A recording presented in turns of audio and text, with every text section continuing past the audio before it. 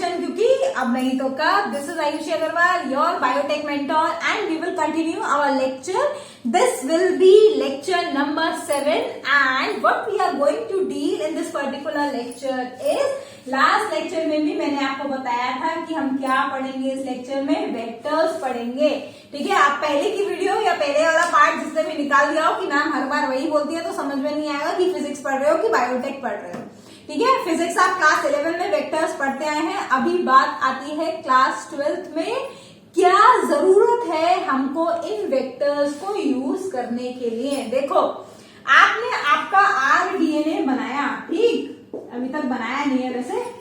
Imagine करो कि आपने आपका RDNA यानी कि रिकॉम्बिनेंट DNA जो है वो तैयार कर लिया है, लेकिन उस रिकॉम्बिनेंट DNA को you need to get into a suitable host so that it can replicate and will give you the desired product. ये हो गई हमारी बेसिक स्ट्रेटेजी. अब ये RDNA होस्ट सेल के अंदर कैसे जाएगा, ये है क्वेश्चन. अपने आप चल के नहीं जा सकता, वो DNA है. ठीक है, कैसे जाएगा? You require a certain medium in order to transfer this particular DNA into the host cell where it will multiply or grow or divide. ठीक, तो ये जो क्वेश्चन मार्क है उसका आंसर आपको मिलेगा यहाँ वेक्टर्स से. तो in short what these vectors are, these vectors are nothing but vehicles forward that are required for cloning. बस ट्रांसफर करने का काम करते हैं ये वेक्टर्स. लेकिन जितना आसान दिख रहा है कि सिर्फ मोड ऑफ ट्रांसफर है, उतना आसान नहीं है. वेक्टर्स को भी या वेक्टर्स की भी कुछ स्पेशल रिक्वायरमेंट होती है so that they can transfer this DNA into the host cell.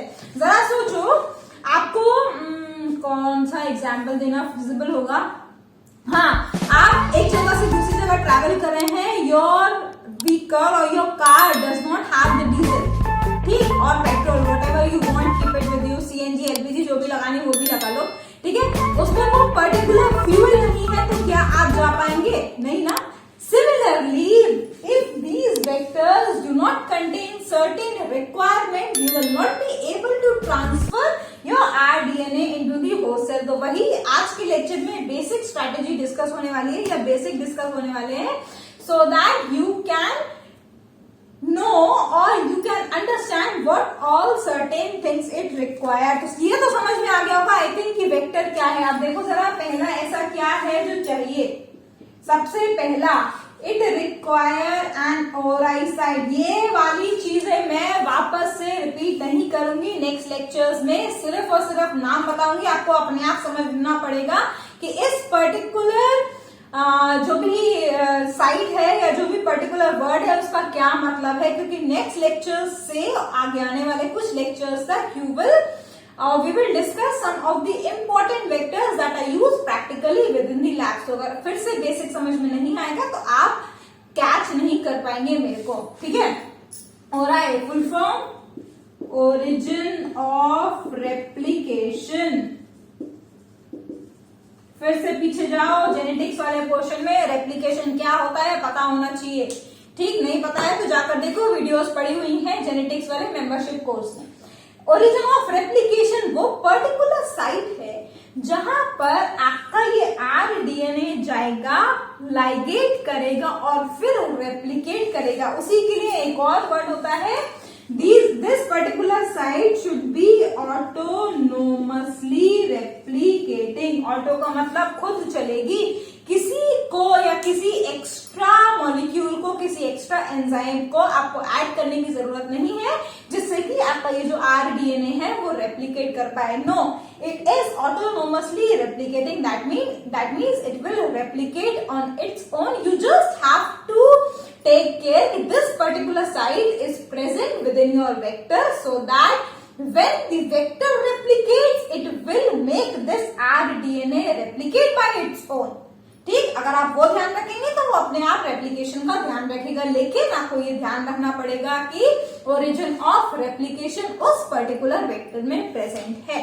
ठीक, नेक्स्ट लेक्चर से जब मैं वेक्टर का डायग्राम आपको बताऊंगी तो सिर्फ वहां पर लिखूंगी ओराई, आपको समझ में आ जाना चाहिए कि ये ओराई क्या है। ऑल्दो ओराई में भी हम बहुत सारे टाइप्स अलग अलग तरीके की ओराई पढ़ेंगे, but that is different thing, basic यही रहेगा। So you need to be very careful on this particular thing. ठीक, दूसरा देखो, again you have to link it with the previous lectures whatever we have discussed. दूसरा है it should have the unique restriction site.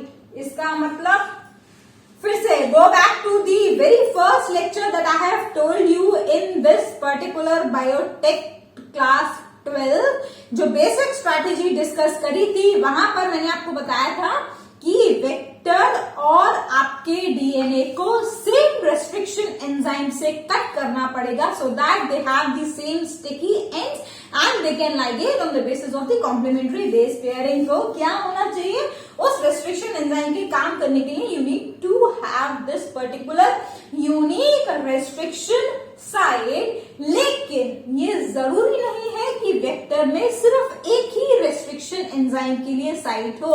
You can have n number of restriction sites for n number of enzymes, और ऐसे region को क्या बोलते हैं, they are known as polylinker site. कहीं कहीं पर जब डायग्राम बनाऊंगी पूरा नहीं लिख पाऊंगी तो I will term it as PLS। आपको एकदम से क्लिक होना चाहिए क्या है polylinker site. Means that particular site contains very many sites for very many restriction enzyme so that your restriction enzyme और molecular scissors work and then it can cut the vector as well as the rDNA at that particular site. rDNA पहले से आपने cut किया हुआ है, vector इस particular PLS पर जाकर कट करेगा और आपका rDNA वहां पर जाकर लाइगेट करेगा। This is the importance of this PLS। तीसरा, अब देखो ये तो बेसिक हो गया जो आपने पहले पढ़ा है। तीसरा क्या है, ये थोड़ा नया है, पहले इसका मतलब समझेंगे कि ये क्यों होना चाहिए, बाकी की चीजें अपने आप समझ में आ जाएंगी। देखो, आपने आपका वेक्टर चूज किया, ठीक है, आपने बहुत सारे ऐसे छोटे छोटे, अब ये वेक्टर को एक पर्टिकुलर कार तो है नहीं जिसकी आप डिक्की खोल के देख ले कि उसमें आपने आपका सामान डाला है कि नहीं, ऐसा नहीं कर सकते ना। तो क्या चाहिए आपको, आपने आपका वेक्टर ले लिया एक पर्टिकुलर टेस्ट ट्यूब में या वायल में, आपने आपका rDNA में ले लिया और उसको मिक्स कर दिया। अब आपको पता नहीं है कि rDNA किस वेक्टर के अंदर गया है या नहीं गया है, वो उसकी अपनी स्ट्रैटेजी होती है, वो हम बाद में डिस्कस करेंगे जब हम पूरा का पूरा साइकिल फिर से एक बार पढ़ेंगे कि कैसे पूरा प्रोसेस एकम्प्लिश होता है। ठीक है, लेकिन जब वो वेक्टर और rDNA को आपने साथ में डाला तो you have to check whether this rDNA has gone into this particular vector so that it can get incorporated into the host cell. ठीक है, कैसे सिलेक्ट करोगे, कोई विजुअल कलर नहीं है उसके पास में, कुछ एक्स्ट्रा नहीं है, तो you need to have these special markers, और स्पेशली ये जेनेटिक मार्कर बोलना चाहिए, सिलेक्टेबल मार्कर नहीं, क्योंकि सिलेक्टेबल मार्कर उसका एक टाइप है। ठीक है, मार्कर कैसे प्रेजेंट होते हैं, those are the genetic markers, that means those are the genetic sequences which in turn will make you able to select those particular vectors or select those particular hosts into which your vector has gone along with the rDNA। ठीक है, marker का मतलब हमको समझ में आता है क्या होता है, कैसे मार्कर है, जेनेटिक मार्कर है। दो तरीके के मार्कर्स यूजुअली आप वेक्टर्स में देखते हैं, कौन कौन से, एक तो मैंने अभी लिखा था थोड़ी देर पहले, कौन सा होता है, एक होता है सिलेक्टेबल मार्कर, दूसरा होता है स्क्रीनेबल मार्कर। ठीक है, अगर नाम कोई ध्यान से देखोगे तो अपने आप चीजें समझ में आ जाएंगी कि सिलेक्टेबल और स्क्रीनेबल में क्या अंतर है। सिलेक्टेबल मार्कर मतलब वो पर्टिकुलर मार्कर सिलेक्ट कर देगा आपके ट्रांसफॉर्म्ड होस्ट सेल को from the non transformed host cell. और जब वेक्टर का डायग्राम के साथ मैं आपको समझाऊंगी अलग अलग वेक्टर्स, तो यही सिलेक्टेबल मार्कर ज्यादा उन डायग्राम्स में प्रोमिनेंट होगा। जैसे कि इसमें एक आता है एंटीबायोटिक रेजिस्टेंट जीन। ठीक है, that means that particular vector contains certain sequences which allow you to grow your host cell in the presence of the antibiotics। और यूजुअली उस डायग्राम में मैं कुछ इस तरीके से रिप्रेजेंट करूंगी, ये है एम्पिसिलिन रेजिस्टेंट जीन। अगर एम्पेसिलिन आपके मीडिया में प्रेजेंट होगा, उसके बावजूद भी जो ट्रांसफॉर्म होस्ट सेल्स होंगे वो ग्रो कर जाएंगे। तो this is one of the selectable marker. दूसरा मार्कर क्या करेगा, ये तो सिलेक्ट कर रहा है आपकी ट्रांसफॉर्म्ड होस्ट कॉलोनीज को नॉन ट्रांसफॉर्म्ड होस्ट कॉलोनीज से।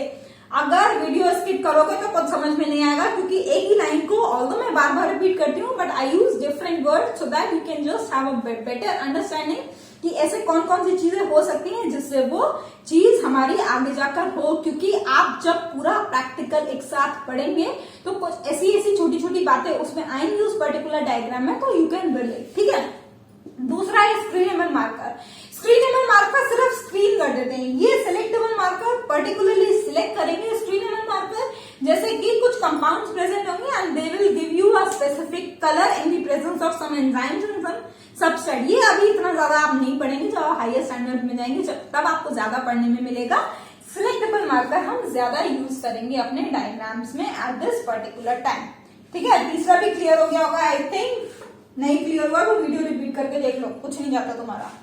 ठीक, चौथा, vectors should have the low molecular wait. ऐसा क्यों होना चाहिए? देखो, एक लेक्चर में मैंने आपको बताया था why you require DNA over RNA in order to carry out all your experiments. ठीक है, similarly there is a reason why the vectors should have the low molecular weight। low molecular weight इसलिए होना चाहिए क्योंकि जितनी बड़ी गाड़ी उतना ज्यादा डिफिकल्ट होगा उसको हैंडल करना। ठीक है, आप बहुत ज्यादा बड़ा बल्कि सामान नहीं भेज रहे हैं, you are just sending a small DNA, so why you require very big molecule in order to send that particular DNA. अगर वो मॉलिक्यूल या ट्रांसफर व्हीकल बड़ा होगा तो you will find it difficult to handle that particular vehicle. आपको vehicle सिर्फ चाहिए कि आप ट्रांसफर कर पाए। Your main motto is your rDNA should be incorporated into the host cell, so this particular vehicle should not hamper your process. That is why you require the vector to be in the small size so that it becomes easy to handle। ठीक, लिख देती हूं मैं, it becomes easy to handle। कैसे? Isolation easy हो जाता है। फिर से एक नई टर्मिनोलॉजी या फिर से कुछ कॉमन सेंस जो आपको समझना पड़ेगा वो ये है, जब आपका वेक्टर आपके होस्ट सेल में चला जाएगा along with that particular DNA, clones बनाएगा, रेप्लिकेट करेगा, फाइनल प्रोडक्ट लाने के लिए आपको वापस से वो वेक्टर आइसोलेट करना है, क्योंकि आपका आरडीएनए वही है unless and until that product is extra cellular. I know थोड़ा कॉम्प्लिकेटेड है, लेकिन अगर ध्यान से इसकी जो स्पीड है वो थोड़ी स्लो करके सुनेंगे तो समझ में आ जाएगा मैं क्या बोलना चाह रही हूँ। ठीक है, अगर अभी समझ में नहीं आता है तो जब और आगे के प्रोसेस के साथ में मेरे साथ डिस्कस करोगे तब समझ में आ जाएगा। Do not panic if at all you are not getting the point, you will get it for sure. ठीक है, तो इजी टू हैंडल किस पर्पस से? It will be easy to isolate from the host cell. Moreover this low molecular weight support high copy number of the vector. फिर से एक और, क्या?